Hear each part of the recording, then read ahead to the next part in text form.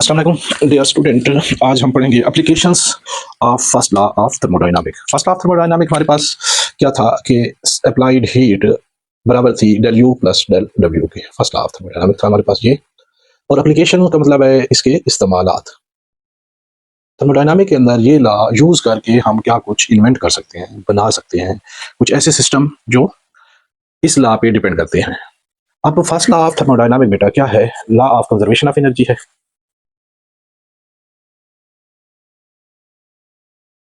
Energy है जो कि ये बता रहा है आपको कि हीट एनर्जी, इंटरनल एनर्जी और वर्क में चेंज हो सकती है। अब इसी का यही कंसेप्ट यूज करके हमें ये पता चलता है कि दीज, क्योंकि ये भी एनर्जी है, हीट एनर्जी है, यूनिट जूल है, इंटरनल एनर्जी है, वर्क भी एनर्जी है, तो ये ला हमें ये बताता है कि these form of energy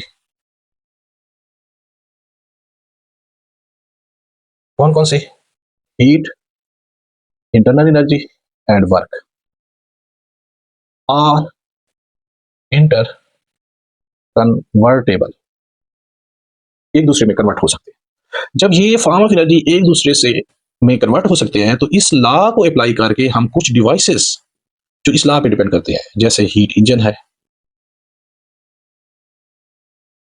different heat pumps हैं, पंप्स हो गए, रेफ्रिजरेटर्स हो गए, वो हम डिवाइसेस बना सकते हैं, इन्वेंट कर सकते हैं। इनकी इन्वेंशन यानी ये लॉ यूज करके ये लॉ इस्तेमाल होता है इनके प्रैक्टिकल वर्क में। अब ये लॉ 4 प्रोसेस पे वर्क करता है, बेस्ड ऑन 4 प्रोसेस। इसमें सबसे पहला जो प्रोसेस है वो कहलाता है आइसोकोरिक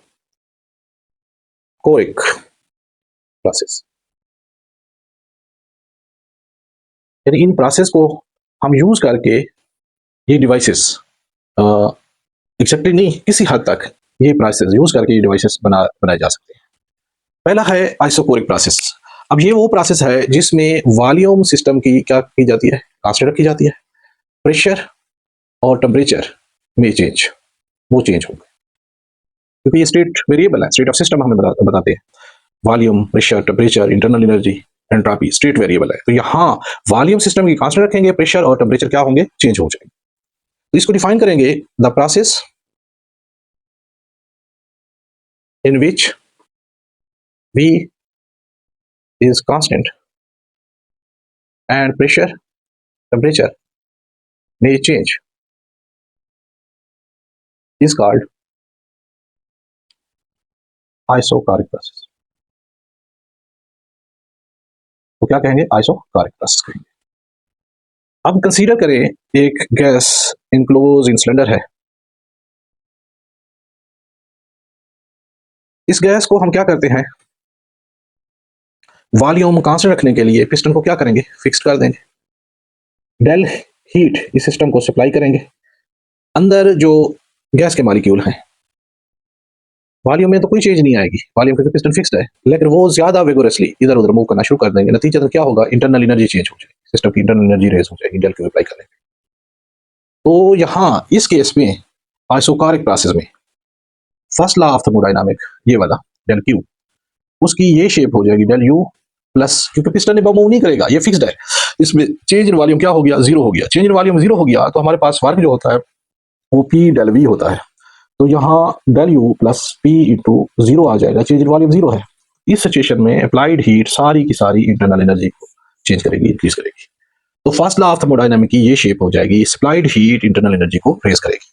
अब अगली चीज है इस प्रोसेस के लिए pressure volume diagram. Long x axis में वॉल्यूम ले रहा हूँ, लॉन्ग वाई एक्सिस में प्रेशर को ले रहा हूँ। तो पीवी ग्राफ यहाँ जो बनेगा, अब इनिशियल स्टेट में हमारे पास सिस्टम लेट से इधर है, इसका प्रेशर P1 है, वॉल्यूम V1 है, टेम्परेचर T1 है। क्योंकि वॉल्यूम को हमने कांस्टेंट रखना है, पिस्टन फिक्स्ड है, वॉल्यूम चेंज नहीं हो रही, तो प्रेशर तो इंक्रीज होगा। जैसे टेम्परेचर देंगे इंटरनल एनर्जी होगी, नतीजतन ये एटम्स ज्यादा फोर्स के साथ वॉल के साथ फोर्स लगाएंगे, प्रेशर इंक्रीज होगा। तो प्रेशर इंक्रीज होगा तो ये हमारे पास पीवी ग्राफ ये बन जाएगा, ये सेकंड स्टेज आ जाएगी, प्रेशर V2 हो जाएगा, इंक्रीज हो जाएगा, वॉल्यूम वही रहेगी V2 और साथ साथ टेम्परेचर भी इंक्रीज हो जाएगा। तो ये इसका पीवी ग्राफ बन जाएगा और ये फर्स्ट लॉ ऑफ थर्मोडायनामिक की ये कंडीशन बन जाएगी। अब अगला प्रोसेस है, B isothermal process.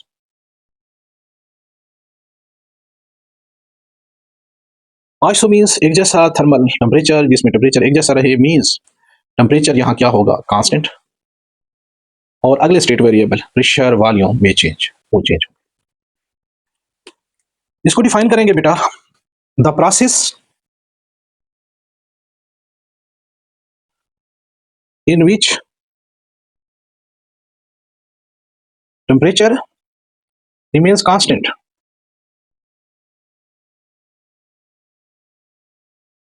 Pressure and volume में चेंज। ये क्या प्रोसेस कहलाएगा, आइसोथर्मल प्रोसेस। अब हम यहाँ गैस कंसीडर करते हैं, gas enclose in cylinder. Gas का ये पिस्टन है जो कि मूवेबल है, ये वाज है, ये बेस है, कंडक्टिंग बेस है। गैस को अलाउ टू एक्सपेंड करते हैं, तो सिलेंडर के अंदर गैस में एक्सपेंशन आएगी। जब एक्सपेंशन आएगी तो ये गैस इस स्टेट से इस स्टेट में चली जाएगी, तो चेंज इन वॉल्यूम ऑब्जर्व हुआ। जब चेंज इन वॉल्यूम ऑब्जर्व हुआ तो डेफिनेटली गैस में एक्सपेंशन आई, गैस के मॉलिक्यूल एक्सपेंड हुए, इंटरनल एनर्जी डिक्रीज होगी। तो टेम्परेचर को कांस्टेंट रखना है हमने, तो उतनी ही हीट, अमाउंट ऑफ हीट हम सिस्टम को दे देंगे। लेट्स से यहाँ 20 डिग्री सेल्सियस टेम्परेचर है गैस का, तो जब एक्सपेंशन आएगी तो ये 20 से फॉल हो के 18 पे जाएगा, 15 पे जाएगा, तो हम वापस इतनी अमाउंट ऑफ हीट देंगे कि वापस 20 डिग्री सेल्सियस टेम्परेचर मेंटेन हो जाए, क्योंकि प्रोसेस आइसोथर्मल है। तो आइसोथर्मल के अंदर चेंज इन इंटरनल एनर्जी, जब गैस का टेम्परेचर इंक्रीज नहीं होगा तो change in internal energy zero हो जाएगी। जब change in internal energy zero होगी और पिस्टन ने तो मूव किया, डेल वी हुआ तो वर्क हुआ, तो इस सिचुएशन में ये first law of thermodynamics, del Q वो हो जाएगा, डेल यू की वैल्यू कितनी आएगी बच्चे, जीरो, प्लस डेल डब्ल्यू, क्योंकि पी डेल वी हुआ है, चेंज इन वॉल्यूम हुआ है, तो ये डेल क्यू आपके पास सारे का सारा वर्क में चेंज हो जाएगा, चेंज इन वॉल्यूम आया, वर्क हुआ है। तो फर्स्ट लॉ ऑफ थर्मोडायनामिक्स की आइसोथर्मल प्रोसेस के अंदर ये कंडीशन बन जाएगी। इसको 2 कर लें, इसको 3 कर लें, और प्रेशर वॉल्यूम ग्राफ अगर आप बनाते हैं, ये प्रेशर है, ये वॉल्यूम है, तो इस सिचुएशन में बेटा टेम्परेचर को हमने कांस्टेंट रखा, तो क्या हुआ, वर्क हुआ तो हमारे पास वॉल्यूम इंक्रीज हुई, और साथ साथ क्या रहा, साथ साथ टेम्परेचर वो भी इंक्रीज हुआ। सॉरी, टेम्परेचर को हमने कांस्टेंट रखा तो वॉल्यूम इंक्रीज हुई और प्रेशर भी इंक्रीज हुआ क्योंकि हीट दी नीचे से। तो इस सिचुएशन में हमारे पास पीवी ग्राफ, आइसोथर्मल का PV graph, pressure volume graph क्या आ जाएगा, आइसोथर्मल एक्सपेंशन, वॉल्यूम इंक्रीज हो रही है, हमने हाई टेम्परेचर रिजर्वायर से नीचे इसको हीट दी, तो इस सूरत में पीवी ग्राफ ये स्टेट हो जाएगी इसकी P1 V1 और टेम्परेचर T1, क्योंकि वॉल्यूम इंक्रीज हो रही है और प्रेशर डिक्रीज होगा। टेम्परेचर हमने कांस्टेंट रखा और एक्सपेंशन हो गई, इंटरनल एनर्जी इंक्रीज नहीं हुई, इंटरनल एनर्जी जीरो रही, लेकिन एक्सपेंशन हो गई, तो डेफिनेटली प्रेशर डिक्रीज हो जाएगा। तो ये हो जाएगा P2, वॉल्यूम V2 उसमें इंक्रीज है और टेम्परेचर आपका वही रहा, कांस्टेंट रह गया, तो ये पीवी ग्राफ इसका ये बन जाएगा। अगला प्रोसेस है आइसोबैरिक। सी आइसोबैरिक प्रोसेस, इसमें बच्चे क्या हो जाएगा, इसमें हम प्रेशर कांस्टेंट रखेंगे और वॉल्यूम एंड टेम्परेचर में चेंज, वो चेंज होंगे। तो इस प्रोसेस के अंदर डिफिनीशन होगी, the process in which pressure is kept constant, volume and temperature में चेंज, वो चेंज हो जाएंगे। अब यहां आपके पास गैस इनक्लोज इन सिलेंडर है, यहां अब मूवेबल पिस्टन है आपके पास, डेल क्यू हीट, इस सूरत में आप डेल क्यू ही अमाउंट ऑफ हीट इसको दे रहे हैं और गैस को अलाउ टू एक्सपेंड कर रहे हैं, उसमें एक्सपेंशन आ रही है, तो वॉल्यूम यहां खड़ी है, इधर इससे एक्सपेंशन आएगी, ये यहां जाएगी, तो del Q amount of heat आपने नीचे दी, नतीजतन इंटरनल एनर्जी क्या होगी, रेज होगी और पिस्टन अबव मूव करेगा, चेंज इन वॉल्यूम आएगा, जब चेंज इन वॉल्यूम है तो वर्क डन हो जाएगा। तो फर्स्ट लॉ ऑफ थर्मोडायनामिक यहाँ आइसोबैरिक में प्रेशर कांस्टेंट रखा है, तो ये बन जाएगा del U plus del W, दोनों चीजों में चेंज आएगी, इंटरनल एनर्जी भी रेज होगी और वर्क डन भी होगा, यहाँ सप्लाइड हीट दो हिस्सों में आ जाएगी इसमें, तो ये फर्स्ट लॉ ऑफ थर्मोडायनामिक ये फॉर्म बन जाएगी।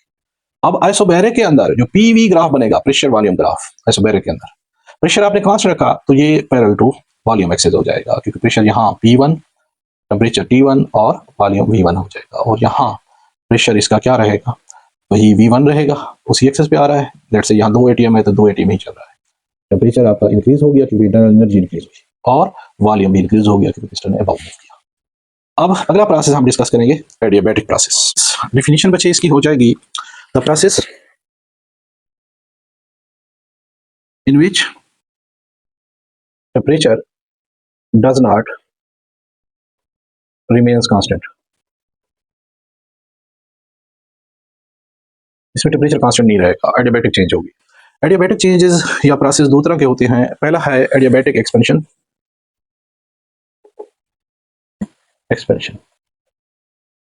एडियाबैटिक एक्सपेंशन में हम गैस लेंगे सिलेंडर के अंदर।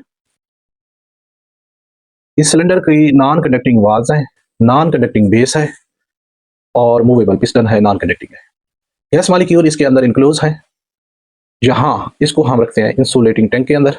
ना हीट इससे नीचे से दी जाती है, ना इसे हीट ली जाती है। गैस को हम अलाउ टू एक्सपेंड करते हैं, नतीजतन गैस का जो सिलेंडर का पिस्टन है वो अबाव मूव करेगा, क्योंकि चेंज इन वॉल्यूम आ जाएगी बच्चे। यहाँ से पिस्टन मूव करके यहाँ चला जाएगा, del V change in volume हो जाएगी। चेंज इन वॉल्यूम हो जाएगी तो वर्क डन हो जाएगा, वर्क हमारे पास P डेल वी आ जाएगा। इंसुलेटिंग टैंक के अंदर पड़ा है, ऊपर पड़ा है, तो कोई हीट ना नीचे से दी गई है ना सिस्टम से ली गई है। तो ये हो गया हमारे पास एडियाबैटिक एक्सपेंशन। अब यहाँ फर्स्ट लॉ ऑफ थर्मोडायनामिक की इक्वेशन बन जाएगी, इसको मैं डिफाइन करने जा रहा हूँ। During adiabatic expansion, gas is allowed to expand adiabatically such that no heat is given in or out of the system. अब जो फर्स्ट लॉ ऑफ थर्मोडायनामिक है आपके पास, del Q is equal to del U plus del W। इसकी condition ये हो जाएगी, क्योंकि वर्क हुआ है और यहाँ हीट ना दी गई है नीचे से ना ली गई है, तो ये जीरो हो जाएगा। del U plus del W is equal to zero हो जाएगी। अब एक्सपेंशन हो रही है, work done by the system हो रहा है ऑन द सराउंडिंग, तो ये वर्क क्या होगा, पॉजिटिव होगा। लेकिन इंटरनल एनर्जी बच्चे क्या हो रही है, डिक्रीज हो रही है, तो इंटरनल एनर्जी इधर आ जाएगी, इसको हम नेगेटिव लेंगे। तो यहां जो वर्क डन हो रहा है, work done is at the cost of internal energy. Internal energy की कॉस्ट पे वर्क डन हो रहा है। अब एडियाबैटिक एक्सपेंशन की मिसाल आप जानना चाहेंगे कहां होता है, तो इसकी मिसाल है बच्चे बस्टिंग ऑफ टायर। साइकिल का टायर, गाड़ी का जब बस्ट होता है तो एडियाबैटिक एक्सपेंशन उसमें होती है। अब अगली चीज रह गई इसके अंदर पीवी डायग्राम। ये हमारे पास प्रेशर है, ये है वॉल्यूम। एक्सपेंशन हो रही है, वॉल्यूम इंक्रीज हो रही है। यहाँ ए स्टेट है सिस्टम की, P1 temperature T1, volume V1, और पीवी कर्व ये बन जाएगा, जो कि स्लीपर बनाएंगे। यहाँ ज्यादा स्लीपर होगा, यहाँ इसकी एंड स्टेट होगी B, P2, V2 और T2 ये आ जाएंगे। अब अगला है इसमें एडियाबैटिक कंप्रेशन। अगली चीज adiabatic compression.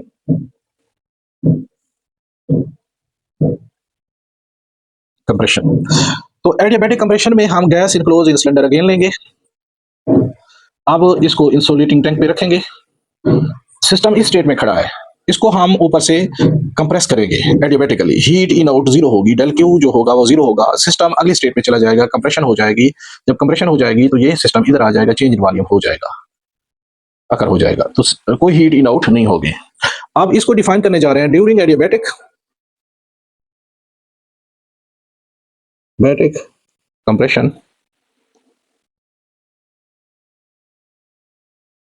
gas will be pressed adiabatically। अब फर्स्ट लॉ ऑफ थर्मोडायनामिक की ये कंडीशन होगी, del Q is equal to del U plus del W। कोई हीट नीचे से दी गई है ना ली गई है, del Q जीरो हो जाएगा, del U plus del W is equal to zero आ जाएंगे। अब यहाँ बच्चों क्योंकि प्रेस किया गया है ऊपर से, work done by the surrounding on the system हुआ है, पॉइंट नोट करना है। वहां क्या था, work done by the system on the surrounding था। यहाँ क्या है, work done by the surrounding on the piston है। तो इस सिचुएशन में नेगेटिव वर्क हो जाएगा, W नेगेटिव, इसको उठा के इधर लाएंगे और इंटरनल एनर्जी पॉजिटिव रहेगी। फर्स्ट लॉ ऑफ थर्मोडायनामिक की ये कंडीशन यहाँ बन जाएगी। अब आप जानेंगे पीवी ग्राफ के बारे में। इनिशियली स्टेट सिस्टम यहाँ खड़ा है, इसकी ए स्टेट ये है, P1, V1 और T1, और यहां से सिस्टम इधर आ रहा है। इसकी सेकंड स्टेट बी स्टेट ये हो जाएगी P2 T2 और V2 सारी चीजों में चेंज आ रही है। प्रेशर क्या हो रहा है यहाँ इंक्रीज हो रहा है, टेम्परेचर क्या हो रहा है यहाँ इंक्रीज हो रहा है, वॉल्यूम क्या हो रही है यहाँ डिक्रीज हो रही है। तो ये सब में वेरिएशन आ रही है और ग्राफ में ये चीज हम देख रहे हैं, प्रेशर इंक्रीज हो रहा है, इधर P है इधर V है, वॉल्यूम इधर से इधर डिक्रीज हो रही है और टेम्परेचर भी इंक्रीज हो रहा है। एडियाबैटिक क्या है हमारे पास कंप्रेशन है। अब आप इसकी जानना चाहेंगे एग्जांपल इजी। तो एडियाबैटिक कंप्रेशन आप देखते हैं साउंड वेव के अंदर, जब साउंड वेव के जो कंप्रेशन आते हैं उसके अंदर एडियाबैटिक कंप्रेशन होती है। थैंक यू, अगले लेक्चर में फिर मिलेंगे। अल्लाह हाफिज़।